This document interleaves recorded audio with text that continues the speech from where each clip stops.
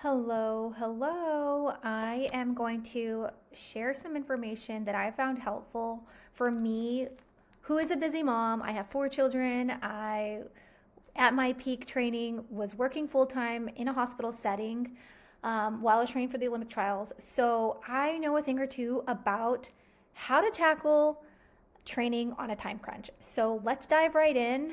Um, Here is my guide for you. I know exactly, like I said, what it's like to navigate a busy schedule. So, whether you are a seasoned runner, you're new to this, throwing in time for training can be a little time consuming, especially the longer the distance of race that you're training for. This can be quite the feat to try to navigate. So I'm so happy to share how you can improve your running in the midst of a busy, chaotic life, which is sounds impossible, but reality is it doesn't have to be. So let's go into it. I am just happy to share this with you. So in here in this guide, we're going to go over a couple of things. I'm going to share with you exactly how much time you're going to need to dedicate to training from 5K to the marathon. So each distance is going to have its own unique challenges and timelines. So just so that you're prepared for whatever distance you are tackling, that you kind of have an expectation and know what you're getting into. So well, we'll get into like the distances here in just a minute. So the other thing we're going to go into is basically just like my tips and strategies and considerations that you should consider, that is going to help maximize your time so that you are training in the most efficient and effective way. So if you're on a time budget, you literally do not want to be wasting time doing things that may not even really be helpful for you. You don't want to be throwing spaghetti at a wall, because you don't have time for that. You don't have time to figure out what works and what doesn't, and what sticks and what doesn't. You want to know what is literally the things that you need to prioritize and what things gotta cut out so that you're maximizing your time.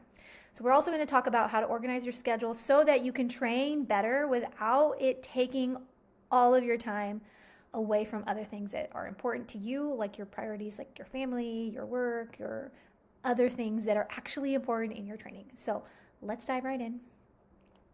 So to start off, we want to focus on quality over quantity. It's pretty common knowledge that the more you run, the more you build your aerobic capacity, and that will, in essence, build your speed and help you become a better runner. However, there is a caveat to this, because more doesn't always mean better. So you don't always just have to add more miles in order for you to improve. So that's just a common misconception, and I just want you to be clear with that. You don't always have to do more volume. You don't always have to spend more time doing whatever it is that you're trying to get better at. You really just have to focus on the quality things that actually do matter. Okay, so we know that we're talking about limited time. There is only so much time in the day, and running more necessarily will not directly increase your performance. So you don't need to spend your time just doing more miles. The best thing that you can do is prioritize quality sessions. So focusing on key workouts, speed intervals, your long runs, and tempo efforts. So if you only have so much time in the day, in your week, those are the ones that you're going to want to prioritize over just those easy, regular, standard miles, or just everyday miles. So if you only have 2 to 3 workouts days, let's prioritize those for quality sessions so that you're improving your running. All right. Of course, with anything, we have to be careful about how we're adding these into your training. You don't want to just start off with a bunch of speed work, fast things. So you have to let your body adjust to the demands of the training. So if you've never done speed work, start with easy runs. That's okay too. That is quality. Even if it's not a certain pace, if you're getting out there 2 or 3 times a week, the easy runs is the best place to start.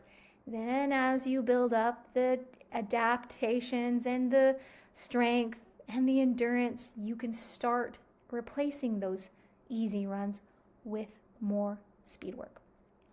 To start off, if you're new to speed, start with just gentle strides, short, quick efforts, okay? With a longer recovery, okay? So maybe it starts with 30-second intervals with a minute or 2 minutes of recovery. And that's kind of how you slowly introduce the speed work into your runs, okay? So that's number one. Number two, let's talk about the time commitments by race distance, all right? So number one thing we want to look at is how much time is it going to actually take for you to train? So for the 5 and the 10K, beginners will need 2 to 3 runs per week that are going to total 2 hours. So if you can organize your week, dedicate 2 hours of time, whether you're splitting it up amongst days or you're doing 2 to 3 sessions, consider about 2 hours total at the end of the week. As you increase your fitness or your experience, you will be able to do a little bit more, 3 to 4 runs per week, about 3 to 5 hours total. All right. Again, let's focus on shorter speed sessions and manageable long run, up to 12 miles for the 10K.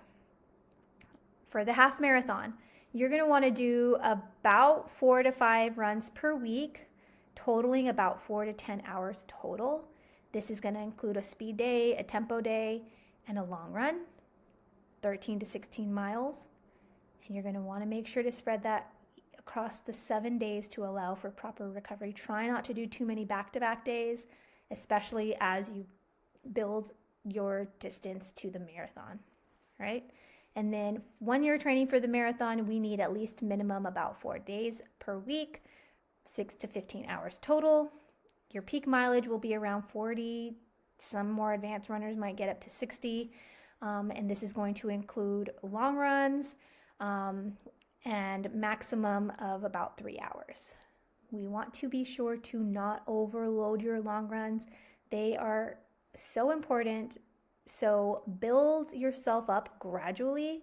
You definitely do not want to be sidelined, because the key, especially if you're short on time, is to have consistency over a longer period. So instead of doing a short, quick marathon in 12 weeks, you might want to start training sooner. So 4 to 5 months, better if it's 6 months, especially if you're running less days and less volume and you have less time.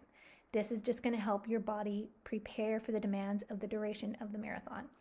So with that said, if you are short on time, just give yourself a longer duration of time.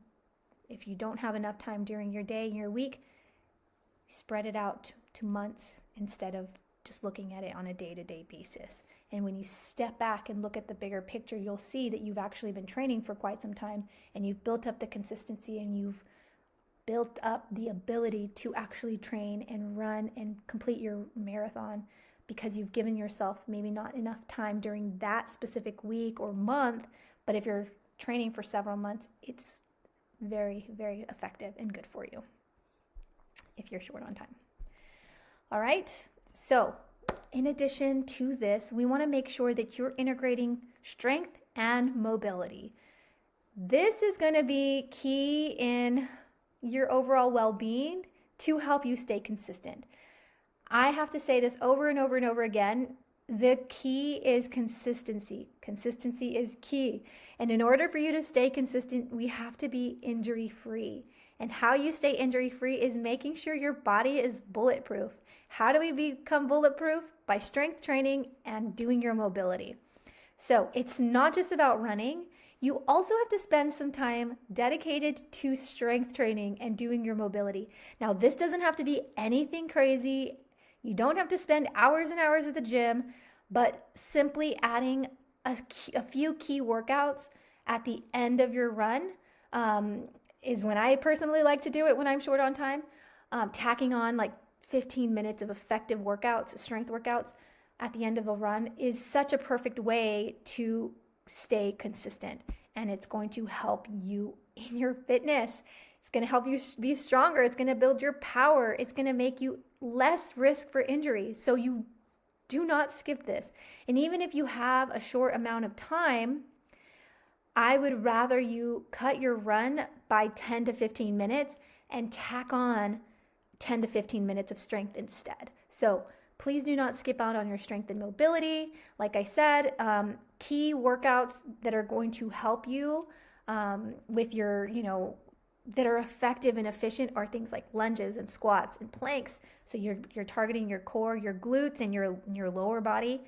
Super important. I cannot stress this enough. And then another thing is to adding plyometrics and dynamic stretches during your warm up and your cool down. So you don't have to use this separate chunk of time. Like you can literally build in your plyometrics into your warm up. So before you do your speed session or before you even go for a run, spend 5 or 10 minutes doing some drills like butt kicks and high knees and some plyometrics so that your muscles are just ready and prepared for the demands of running. It's going to help you in the long run.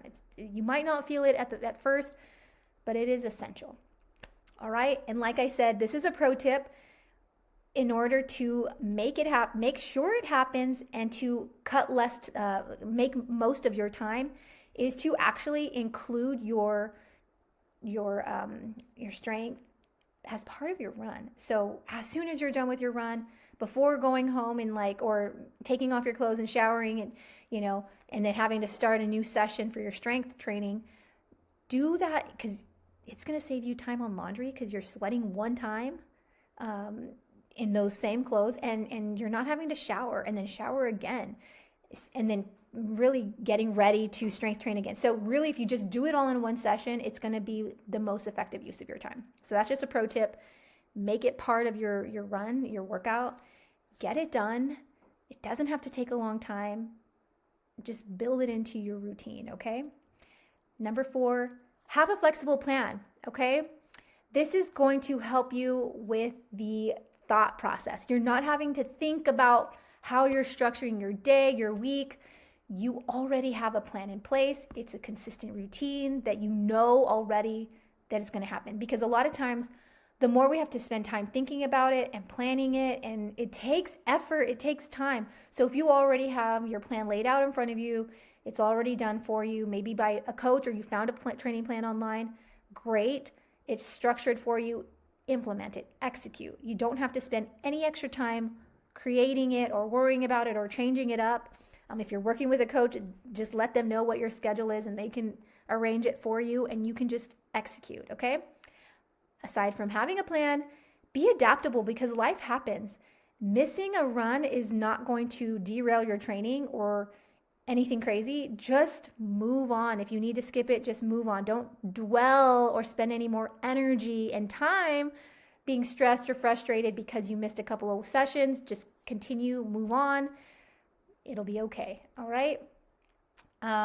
Again, pro tip here, schedule your workouts during times with the least amount of resistance. So the most minimal interruptions that you can. For me, when I was training, had a full-time job, I had little kids. For me, it was waking up before everyone else did to get my workout in. For other people, it might be after everyone goes to bed and you have an evening session. Sometimes it's during the middle of the day, during a lunch hour, because this is you've had this amount of time to do your workout. So you go and do your workout during that time. And then, you're eating throughout your day at some other time. I'm not sure. Everyone has a very unique schedule, but find what works for you and stick to it, because that's, again, the consistency, the routine. Your body just gets used to that. So I love it. I love consistency. I love routine. It's so helpful. All right.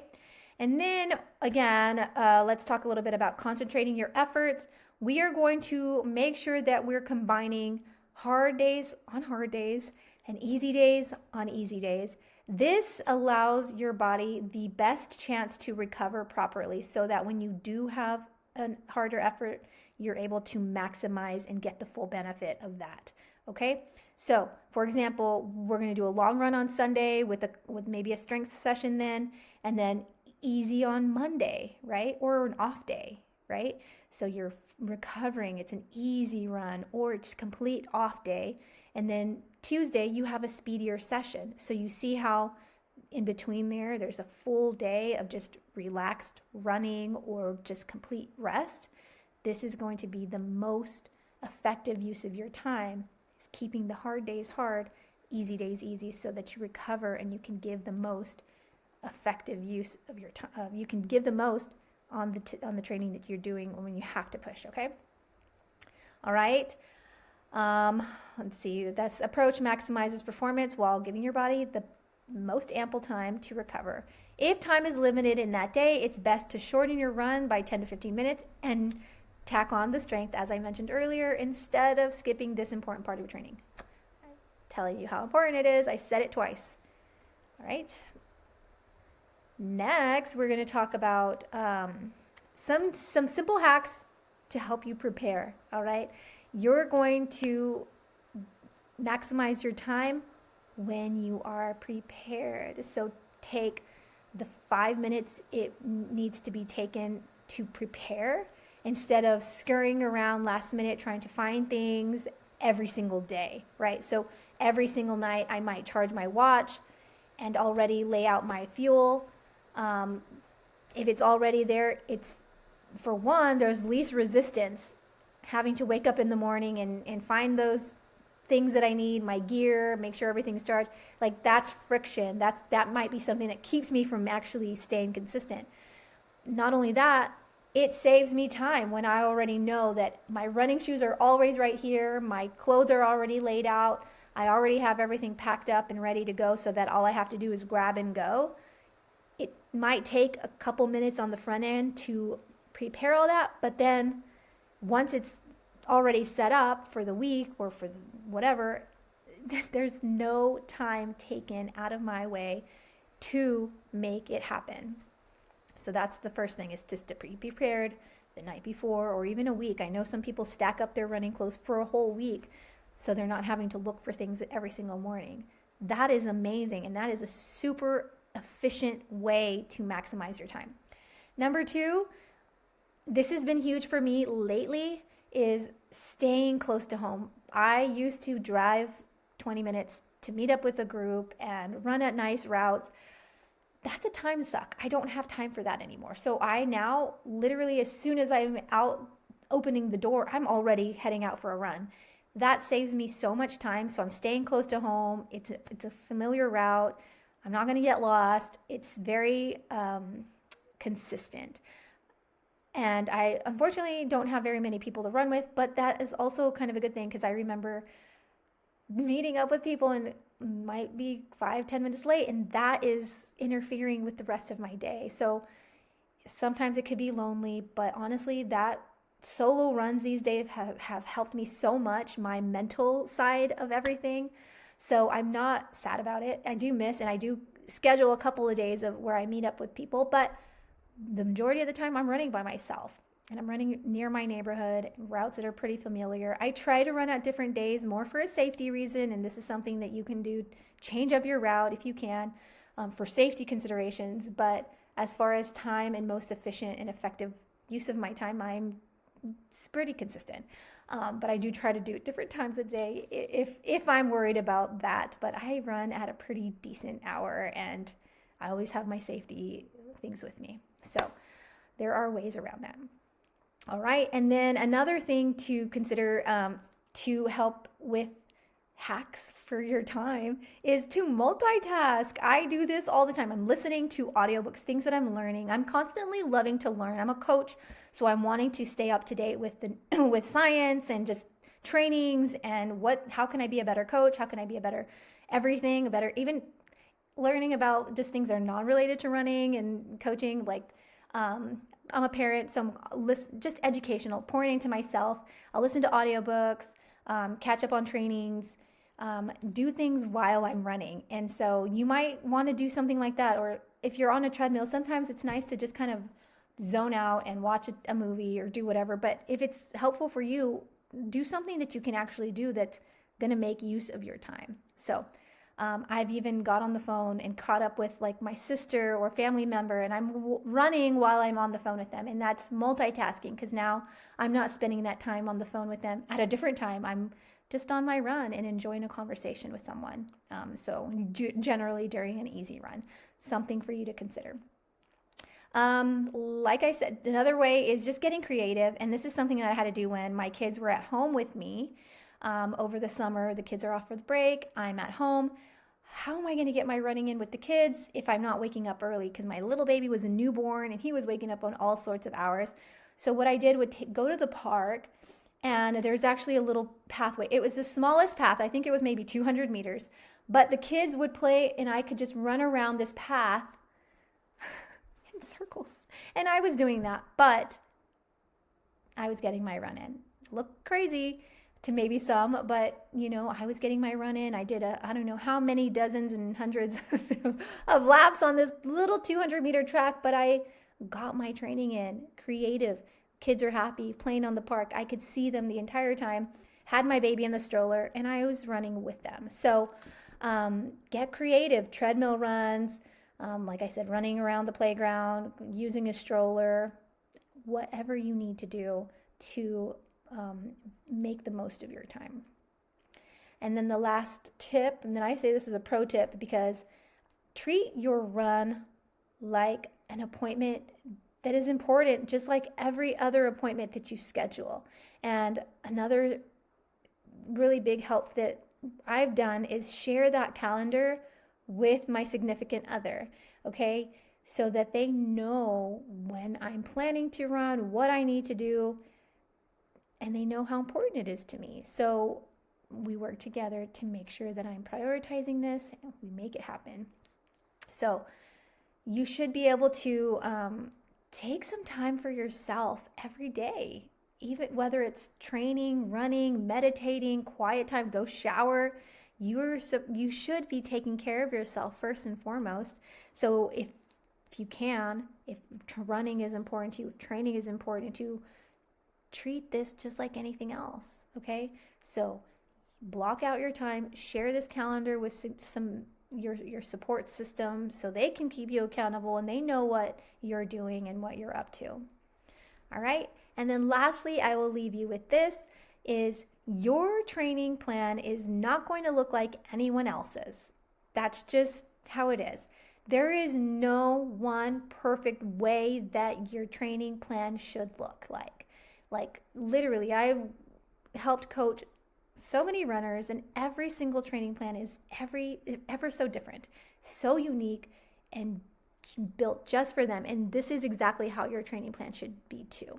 It should fit around your life, your goals, your fitness levels, everything. So don't compare your style or structure or way you train to someone else's, or see someone else's and expect yours to look like that. And I will say this, even within my own personal life, my training has changed from season to season. So I can't compare the way I trained in college to how I trained as a mom working full-time, training for the Olympic trials, to right now. Even within myself, I'm the same person, but even my own training plan has changed from season to season. So when you're considering that, and you're trying to compare yours to someone else's, even that's going to be very different. So just take that in mind. What I want you to focus on is consistency over perfection.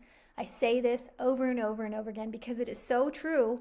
That is so much more important for you to stay consistent versus trying to make every single run so perfect and just as it's written on your plan. And that's just not reality. That's not how life works. And that's not how it needs to be. Like, honestly, I'm telling you right now, like, you can have amazing success and you can train amazingly without having to stress and worry about having to your training to look a certain way. All right?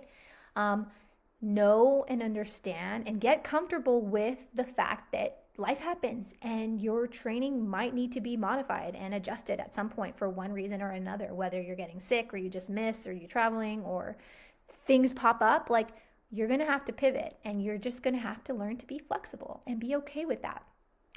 All right?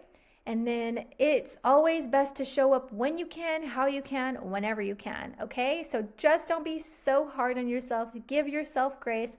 A little goes a long way when you are consistent overtime. So give yourself time, be patient with yourself, and understand that your time, you can make the most of it. Even if you're a busy mom or you're working full time or you're a student, you can be successful, you can improve your running, and you can reach your goals. All right? So hopefully this helps you. And if you have any other questions, let me know. I would be happy to help problem solve just whatever it is that you need. So just let me know. All right, goodbye.